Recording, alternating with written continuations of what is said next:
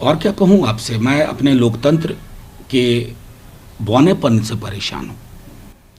कोई भी आंदोलन जब होता है ना, जिसको ये टूल किट कह करके इसका एक महिमा मंडन कर रहे हैं, ये आंदोलन को समझ नहीं पा रहे हैं। कोई भी आंदोलन, जेपी आंदोलन के समय इस शब्द का इस्तेमाल नहीं हुआ था, लेकिन टूल किट है क्या, कैसे आंदोलन को आगे बढ़ाया जाए, क्या क्या चीज़ें की जाए, आप इससे परेशान हैं। क्या बना रहे हैं हमारे देश को, मैं तो हैरान हूँ। मैंने सदन में कहा था कि अगर जेपी आंदोलन इस दौर में हुआ होता तो ना जाने क्या क्या सुनना और झेलना पड़ता जयप्रकाश जी को। मैं समझता हूँ ये एक प्रश्न है जो सबको परेशान करना चाहिए। सिर्फ जो आज इसके जद में आ रहे हैं वो नहीं, जो आज ताली बजा रहे हैं बैठ करके सत्ता प्रतिष्ठान के लोग।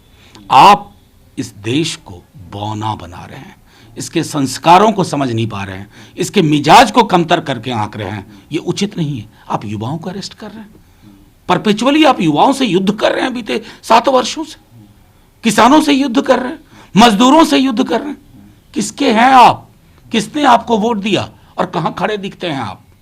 देखिए, सीधे अगर आप देखिए कि जो लोग नफरत, वैमनस्य, घृणा का कारोबार कर रहे हैं वो महफूज हैं, उन पर कोई कानून लागू नहीं होता। लेकिन हाँ, जो पैगाम मोहब्बत लेके चल रहे हैं, आंदोलनों के पक्ष में खड़े हो रहे हैं, युवाओं की आवाज बन रहे हैं, किसानों के साथ सॉलिडारिटी एक्सरसाइज कर रहे हैं, उन पर बड़ी कड़ी नजर है। ये जो अथॉरिटेरियन स्टेट का प्रारूप तैयार किया जा रहा है ना, किया जा रहा है, कर दिया गया है, ये चिंता का विषय।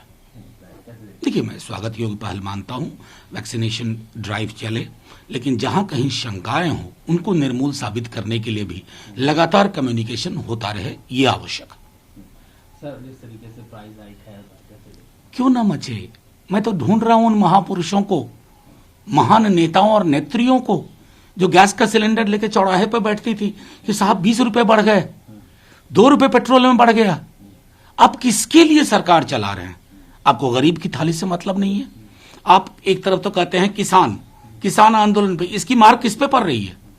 इन फ्यूल हाइक्स की किसानों पे पड़ रही है, मध्यम वर्ग पे पड़ रही है, निम्न आय वर्ग पे पड़ रही है, गरीबों पे पड़ रही है। आखिर मेरी तो समझ में नहीं आ रहा कि सलाहकार कौन है इस सरकार के, कहां ले जाना चाहते हैं। ये आलम इन्फ्लेशन का हमने देखा नहीं था कभी।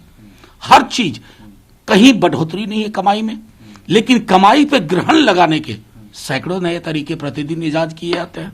तो एक बार तो मैं समझता हूं आईना देखें आप किसकी सरकार है, और उन महापुरुष, महान नेताओं, नेत्रियों को आग्रह करता हूं, आईना देखिए ना, थोड़ा पुराना वीडियो देखिए, सनद रहेगा सरकार क्या चीज होती है।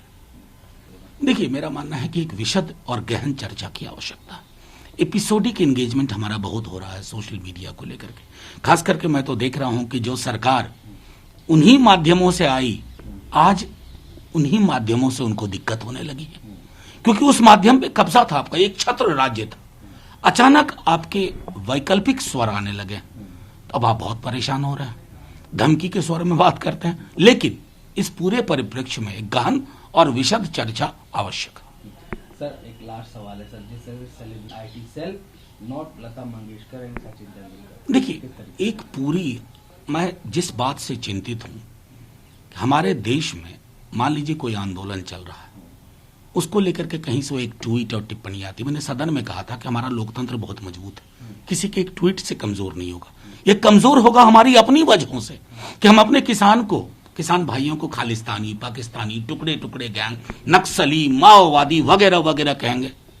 कैसा लगता है?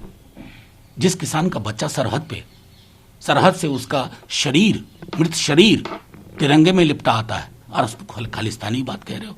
किसी ने ट्वीट बाहर से कर दिया, उस पर हम पिल गए, और हम उस चिंता में नहीं जा रहे हैं कि इन सर्द रातों में बीते 2.5 महीनों से किसान क्या मांग रहे हैं?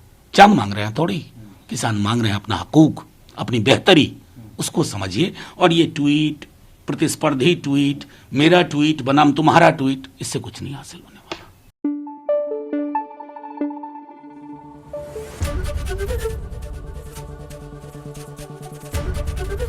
एबीपी न्यूज आपको रखे आगे।